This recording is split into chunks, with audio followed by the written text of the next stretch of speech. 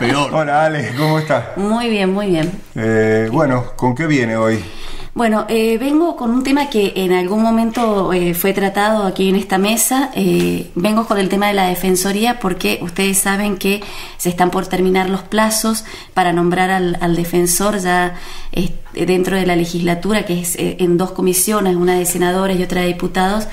Se iba justamente a discutir de todos los candidatos a defensor de persona con discapacidad, defensor o defensora, que son nada más ni nada menos que casi 150 personas los postulantes. Ajá.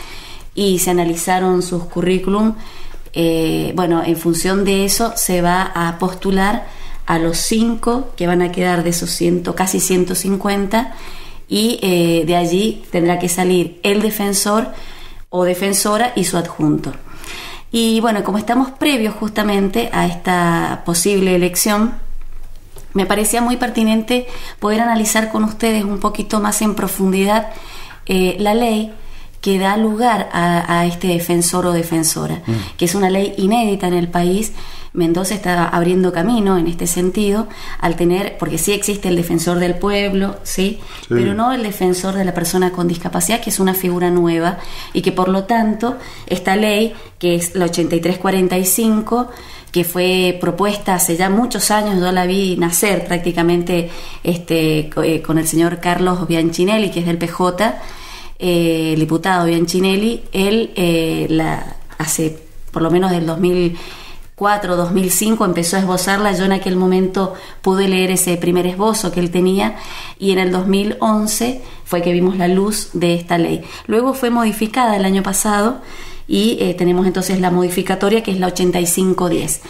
Esta ley me parecía que era muy importante analizar cuáles son las funciones, cuáles son los elementos con los que cuenta el defensor, considerando justamente que la función que va a tener esta persona es de muy importante calibre, porque son muchas las acciones que quedan, que restan por hacer en función de que las personas con discapacidad accedan plenamente a todos sus derechos.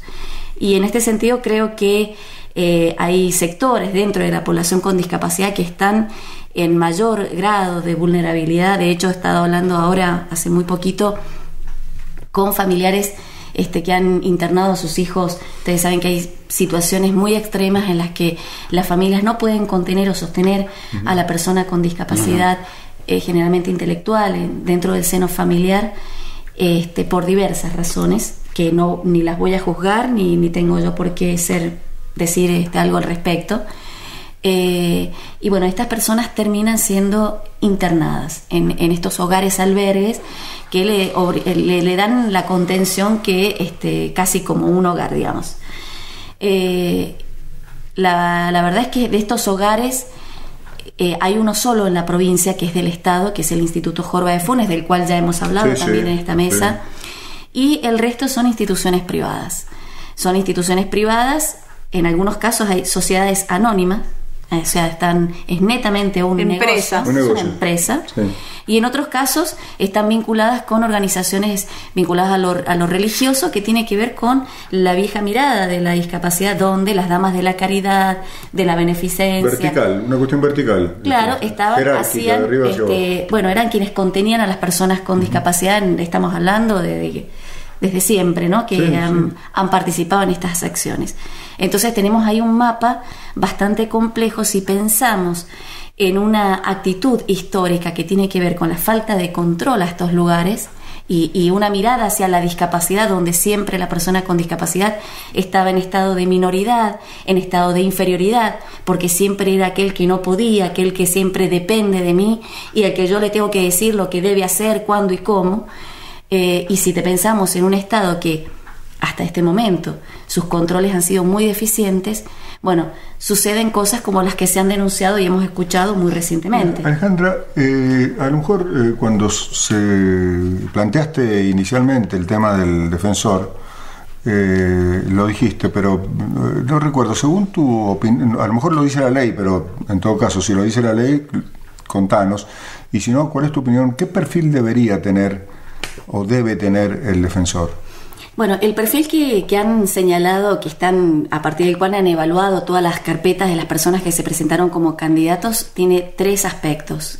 Uno, la formación académica, el otro, la formación en la gestión, es decir, o sea, qué gestión ha realizado en instituciones, etcétera, es decir, su experiencia, y por el otro lado, el perfil social, ¿no? O sea, la actividad en relación al mundo de la discapacidad y la defensa de los derechos de las personas. La actitud sería, ¿sí?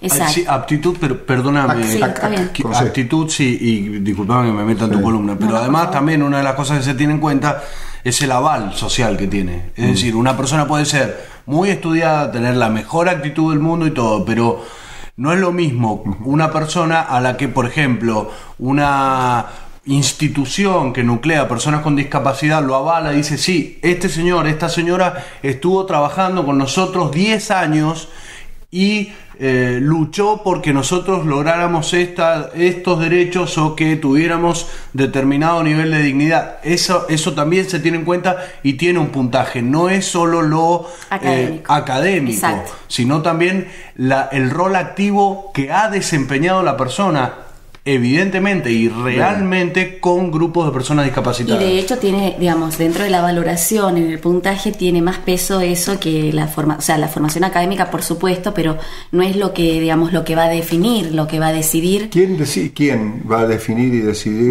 esos 150? Bueno, de estos 150 en comisión de tanto de desarrollo, de desarrollo social de diputados y la de senadores, ambas han trabajado en una depuración, digamos, de este listado en función de estos 3 elementos del perfil, y se van a optar por 5 personas. Esas 5 personas van a ser puestas en consideración en la legislatura, donde se va a hacer una asamblea pública y con un llamamiento de 10 días de anticipación, o sea, hay ciertos requerimientos legales.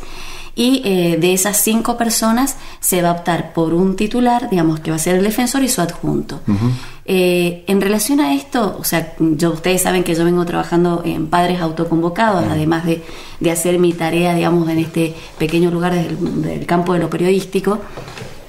Nosotros estamos planteando que es muy importante que no se haga solo una evaluación de carácter, que es lo que se proponía en primera instancia, donde a la persona se le dé un caso a resolver, por ejemplo, por escrito, y que esa persona resuelva como un examen. Claro. Nosotros pensábamos que la mejor instancia era una instancia pública, una audiencia pública, donde la persona se presente sus antecedentes y su proyecto. ¿Cuál es su proyecto de trabajo? Claro. Porque me parece que más allá de la posible resolución de un caso, esa mirada particular no da la mirada que tenemos que creo yo, sobre todo considerando que este es un cargo por 5 años, ¿sí? Y que finalmente la decisión va a ser una decisión política. Cargo rentado, ¿no? Rentado. Sí, es un cargo rentado y tiene el monto que cobra un senador. Ajá. Y además tiene, esto ya lo hemos dicho, pero no está de más repetirlo, tiene los mismos requisitos que necesita un senador para poder acceder a la banca. Bueno, salvo el voto, ¿no? El voto, pero el mismo los requisitos personales. Los requisitos personales. ¿Y por qué es importante esto? Porque la Constitución que nos rige ahora establece que las personas con discapacidad no pueden ser ni diputados ni senadores. Entonces, la idea es que salte la nutria, así, para decirlo. Pero ya hubo interpretaciones y modificaciones a esa concepción que incluso a nivel nacional permite estas situaciones. Por supuesto, pero la idea es que salte la nutria, porque a ver quién se anima a impugnar de hecho, que una persona con discapacidad no ejerza este cargo. Claro.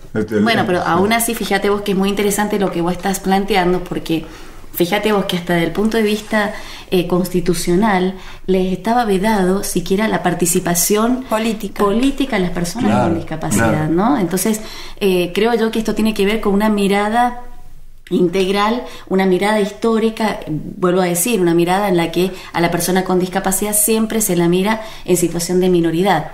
Entonces, en relación a esto, bueno, por eso me parecía importante analizar el tema de la defensoría. ¿Qué hacemos con esta chica?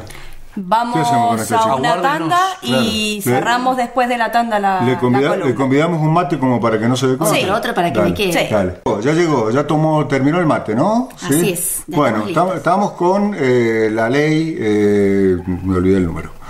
No importa el número, la ley de la Defensoría, porque la gente no lo va a recordar. La ley de la Defensoría de la persona con discapacidad. Estamos cerca, ¿no? Entonces, estamos cerca de conocer los 5 postulados, de los cuales va a quedar el defensor y su ¿Qué tan cerca estamos ustedes? ¿Hay fechas ya o no?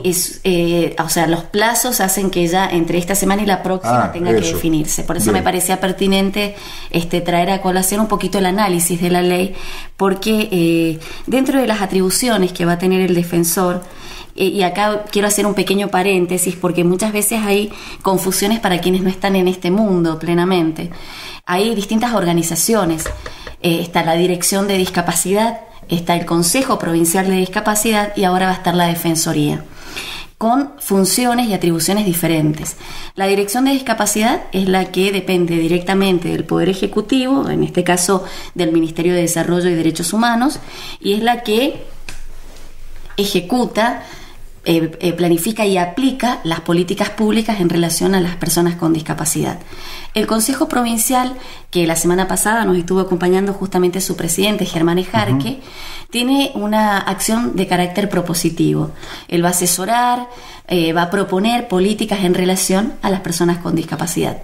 Y la Defensoría va a tener una función fundamental, que es de verificar que los derechos hacia las personas con discapacidad no se vean vulnerados y accionar si esos derechos son avasallados de alguna manera. A ver, una consulta. Si Germán Ejarque, por ponerle un nombre, descubre en determinado momento que se están vulnerando derechos de una persona con discapacidad, lo que debe hacer es dirigirse a la Defensoría. Eso.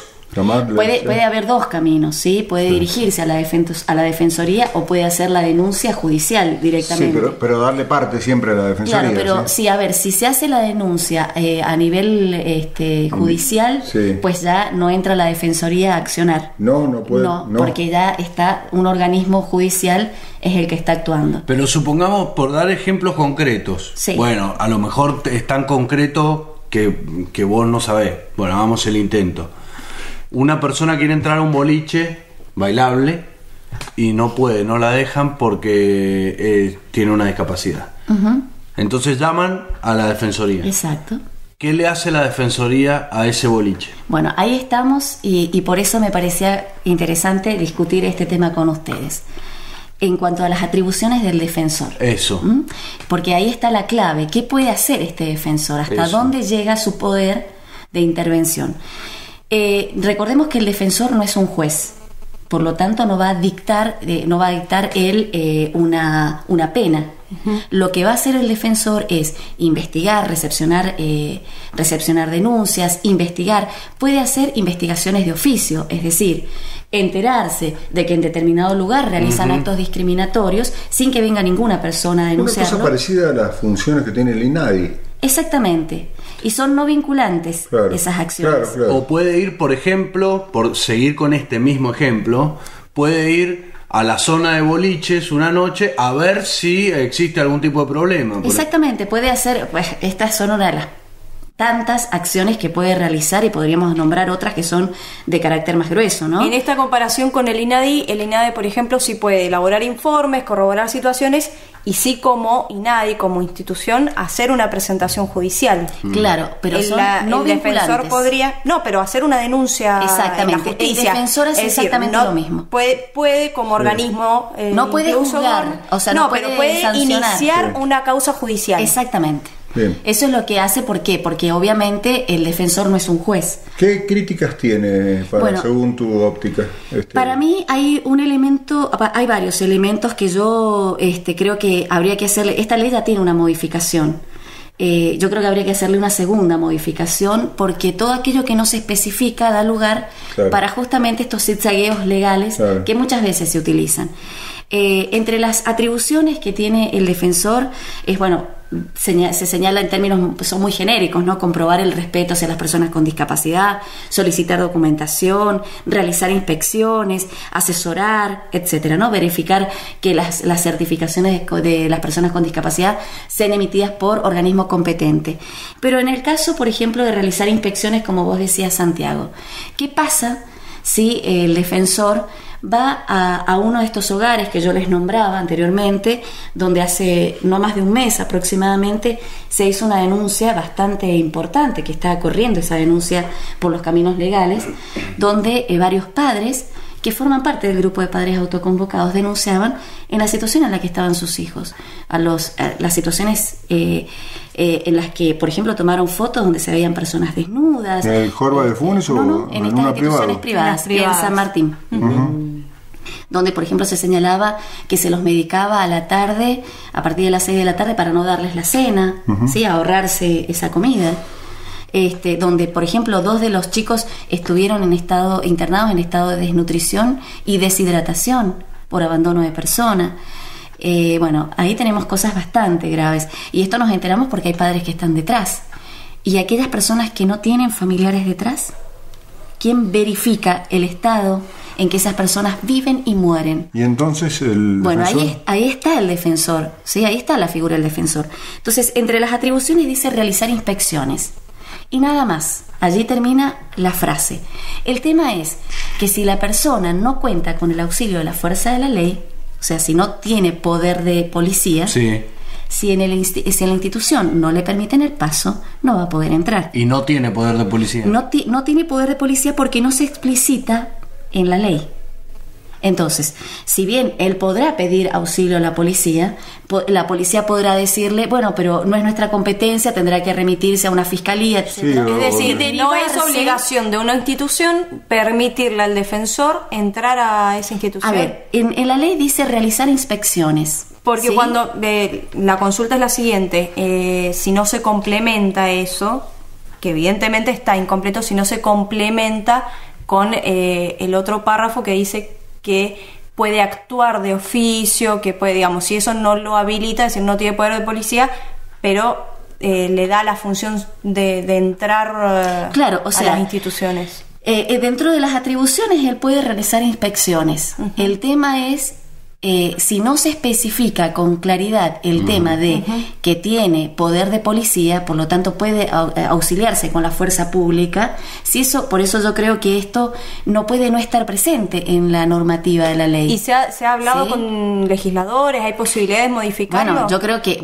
este es un planteo que estamos haciendo desde padres autoconvocados y lo estamos señalando porque creemos que debe realizarse una modificación y una segunda modificación. Decime yo. No, que lo interesante es que cualquier modificación, yo me imagino, la modificación de la ley va por un camino distinto a la elección de Sí, la puede persona ser que va a posterior. ocupar el cargo. Es Sí, decir, puede ser posterior. se elige Exacto. pasado mañana la persona que ocupa el cargo con esta ley que hay, y después, bueno, también se puede modificar la ley y entonces se le otorga poder de policía a quien está ocupando el cargo. Exactamente, esa es la idea. O sea, la idea es poder, a ver, esta ley. Digo, es no hay que inédita. esperar, perdóname, Sí. no hay que esperar a que se modifique para elegir a la persona. Claro, exactamente. Esa es un poco la idea. O sea, que además convengamos que al ser esto de carácter inédito, seguramente en la práctica van a surgir muchísimas otras cosas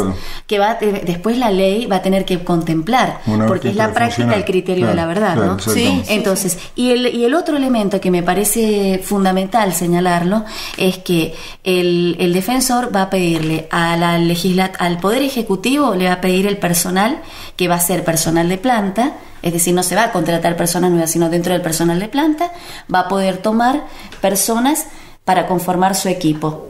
Y por el otro lado, va también a tener que pedirle a la legislatura el lugar para su funcionamiento, el equipamiento, digamos. No está todos los previsto aún recursos. el lugar físico de Claro, funcionamiento. el lugar físico se lo va a tener que dotar la legislatura, o sea, y lo dice expresamente la ley. La legislatura deberá dotar de un lugar físico, equipamiento, recursos, etc. Por lo tanto, el próximo paso legislativo, después de definir quién es, digamos, seguramente Es será darle domicilio. Exacto. A ver, acá hay un mensaje para... Así es, para Alejandra. ¿Se puede poner cámaras de seguridad porque pertenece al Estado y controlador? Dice Manuel, no te entiendo bien la pregunta, Manuel, pero... Sí, se pueden poner cámaras en las instituciones. En las instituciones. En las instituciones. ¿Sabes por qué? Porque hoy salen Sí, en los jardines los diarios maternales. que van a poner o que proyectan poner cámaras. Acá hay otra pregunta. ¿Qué pasa en los casos de discapacidad mental como los fronterizos o como las personas con síndrome de Down? supongo que relacionado con la defensoría. También actúa en casos... claro. Actúa en todos los casos. El defensor va a actuar en todos los casos de las que tenga que ver con las personas con discapacidad, donde haya una vulneración de un derecho. En cualquier caso y en cualquier discapacidad. Claro. En el caso de las instituciones, yo creo que ahí el defensor va a tener una tarea enorme. Y yo creo que debería ser la primera acción que debería hacer el defensor, es verificar el estado en que están.